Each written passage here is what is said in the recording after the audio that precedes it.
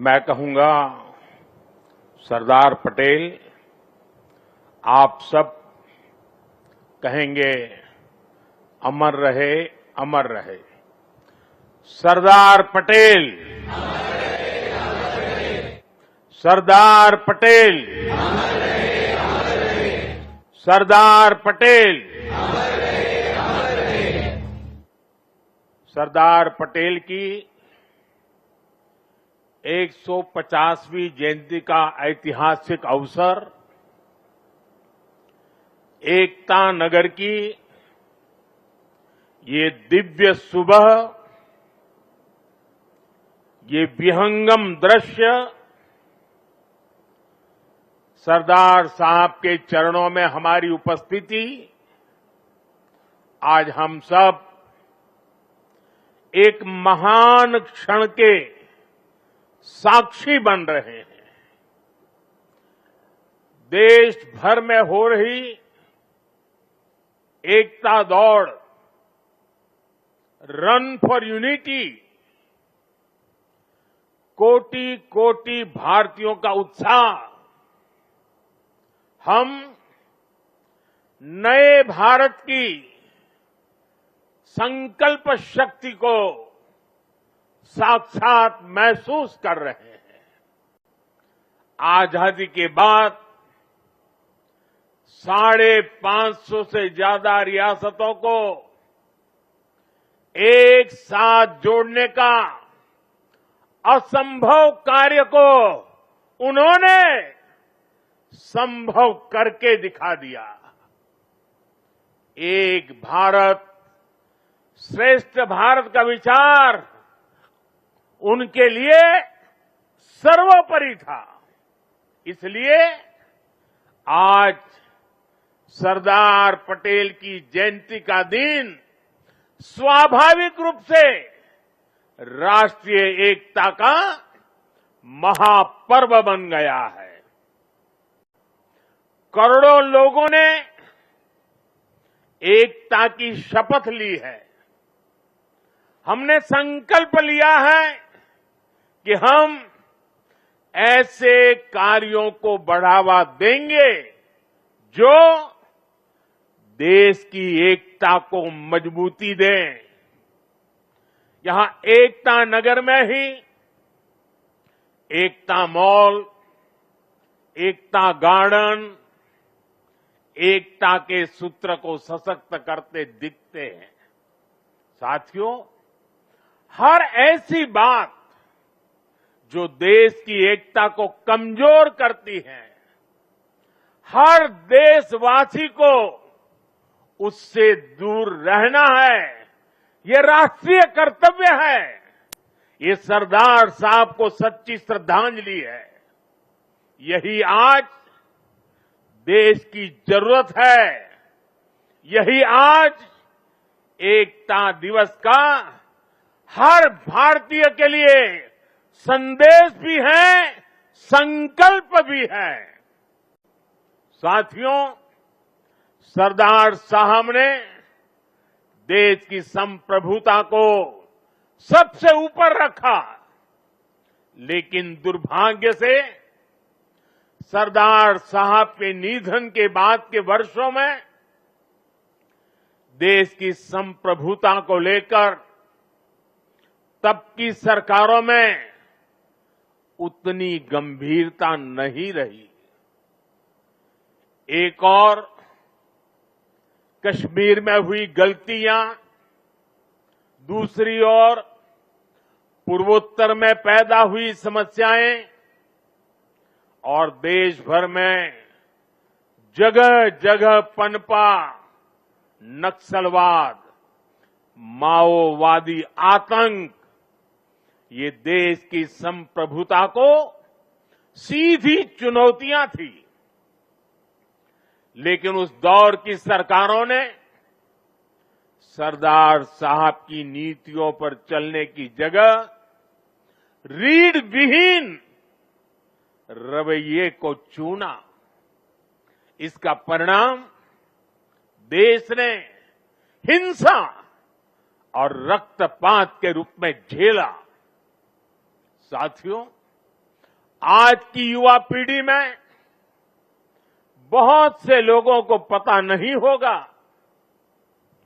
सरदार साहब चाहते थे जैसे उन्होंने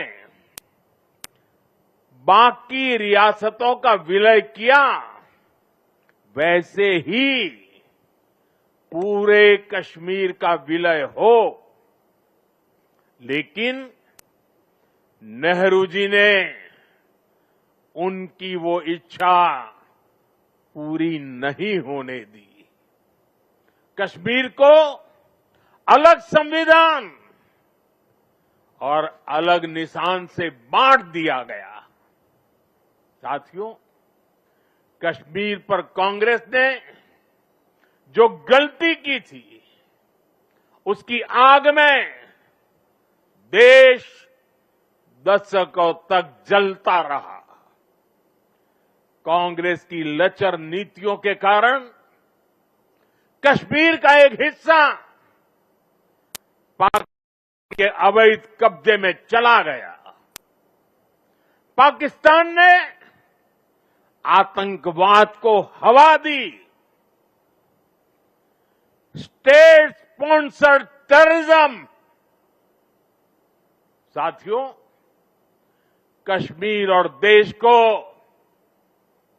इतनी बड़ी कीमत चुकानी पड़ी, लेकिन फिर भी कांग्रेस हमेशा आतंकवाद के आगे नतमस्तक रही। साथियों, कांग्रेस ने सरदार साहब के विजन को भुला दिया, लेकिन हम नहीं भूले। पिछले 11 साल में भारत की सबसे बड़ी सफलता है नक्सलवाद, माओवादी आतंक की कमर तोड़ना।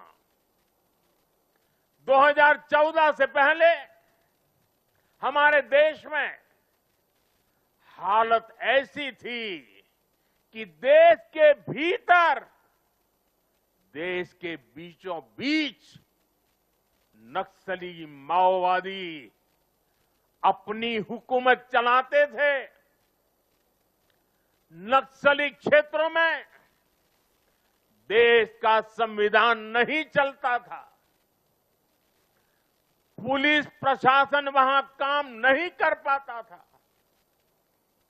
नक्सली खुलेआम नए नए फरमान जारी करते थे, सड़कें नहीं बनने देते थे, स्कूल, कॉलेज और हॉस्पिटल को बम से उड़ा दिया जाता था और शासन प्रशासन उनके आगे लाचार नजर आता था। साथियों, 2014 के बाद हमारी सरकार ने नक्सलवाद, माओवादी आतंक पर प्रचंड प्रहार किया। हमने शहरों में बैठे अर्बन नक्सलियों के समर्थकों, अर्बन नक्सलियों को भी किनारे लगाया। हमने वैचारिक लड़ाई भी जीती और नक्सलियों के गढ़ में जाकर उनसे मोर्चा लिया। डेमोग्राफी का संतुलन बिगाड़ते रहे,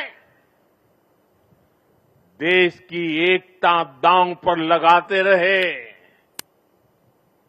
लेकिन पुरानी सरकारें इतनी बड़ी समस्या पर आंख मूंदे रही। वोट बैंक की राजनीति के लिए राष्ट्र की सुरक्षा को जानबूझकर खतरे में डाला गया। अब पहली बार देश ने इस बड़े खतरे के खिलाफ भी निर्णायक लड़ाई लड़ने की ठानी है। लाल किले से मैंने डेमोग्राफी मिशन का ऐलान किया है। लेकिन साथियों, अब आज जब हम इस विषय को गंभीरता से उठा रहे हैं, तो कुछ लोग देश हित से ज्यादा अपने स्वार्थ को ऊपर रख रहे हैं। ये लोग घुसपैठियों को अधिकार दिलाने के लिए राजनीतिक लड़ाई लड़ रहे हैं। इनको लगता है कि देश एक बार टूट गया, आगे भी टूटता रहे, इनको कोई फर्क नहीं पड़ता। जबकि सच्चाई ये है कि अगर देश की सुरक्षा और पहचान खतरे में आएगी, तो हर व्यक्ति खतरे में आएगा। इसलिए हमें आज राष्ट्रीय एकता दिवस पर फिर से संकल्प लेना है। हम भारत में रह रहे हर घुसपैठिए को बाहर निकाल करके ही रहेंगे।